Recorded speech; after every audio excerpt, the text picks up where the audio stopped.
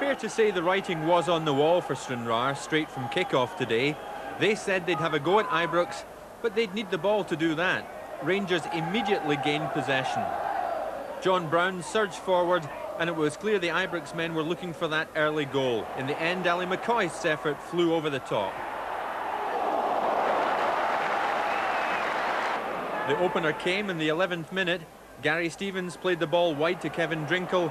He found Ian Ferguson, and his shot found the target.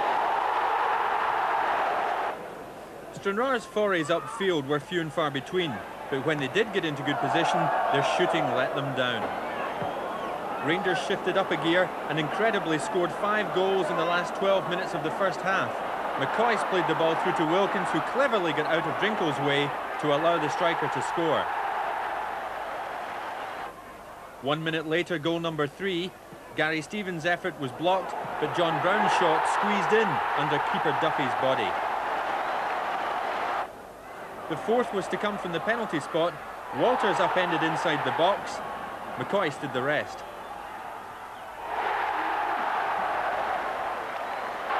Two minutes later, Derek Ferguson found Walters' position perfectly to score Rangers' 5th.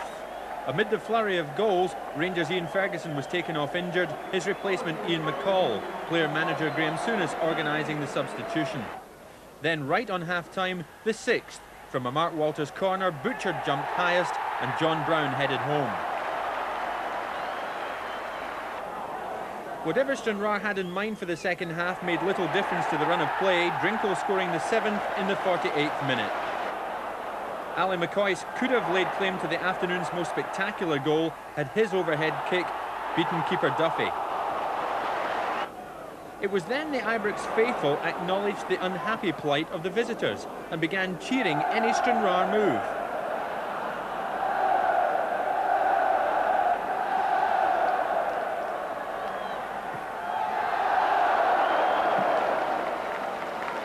Inevitably, the 8th goal came following yet another Mark Walters surge, his shot rebounding to McCoist. McCoist was on for a hat-trick. Yes, it could have been 9. Walters upended again inside the box, another penalty awarded, but would you believe it?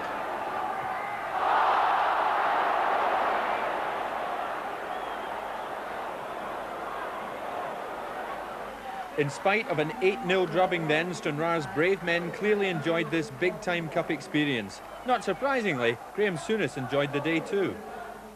We're delighted with it, Jim. Stranraer came here to make life awkward for us. Unfortunately, we got the goal, which changed the game. The first goal was quite spectacular for me and Ferguson. And that changed the game, and after that we settled down and got on with the business and won it in the first half. All credit to Stranraer, they kept working.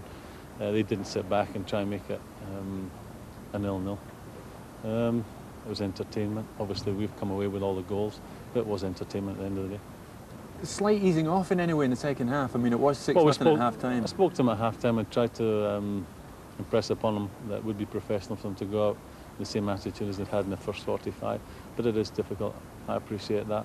And we didn't slacken off too much. Nothing upset me. Ian Ferguson picked up a knock. What's the latest in that one? He just got a knock on the knee. He's got some stud marks on the knee. It was an accident, and we took him off as a precautionary measure. And Derek Ferguson the same. He said he was feeling one of his hamstrings tighten up a wee bit, so we took him off as a precautionary measure as well. It's been widely reported this week that you've been out in Milan. Just this week. Talking to Dynamo Kiev officials. What is the latest on that? I mean, is Vasilij Rats coming here? We have kept in close contact with Dynamo Kiev since we played them here 2 years ago. I was invited out there to speak to them about several things. As everybody knows, their system is changing at present. They're going to start to not only sell players abroad, but start to import them as well. I went out there and spoke to them about several different subjects, and one of them was, yes, the subject of bringing players from Russia to possibly play here. There's nothing specific in it, and there's nothing immediate. There'll be no Russian playing at Ibrox next Saturday. Nothing immediate? There's nothing immediate, no. And in the meantime, the offer's on the table down at Sheffield Wednesday for Mel Sterling. Yeah, we've made an offer from Mel Sterling, and really it's up to Big Ron now, who's in charge at Sheffield Wednesday. It's a difficult one for him because he's just arrived at the club, and only he can make the decision. But we certainly are hoping we'll get the positive answer sometime next week. But 8-0 today. I'm delighted. I mean, it's the first we've been in the Cup, or I've been in the Cup.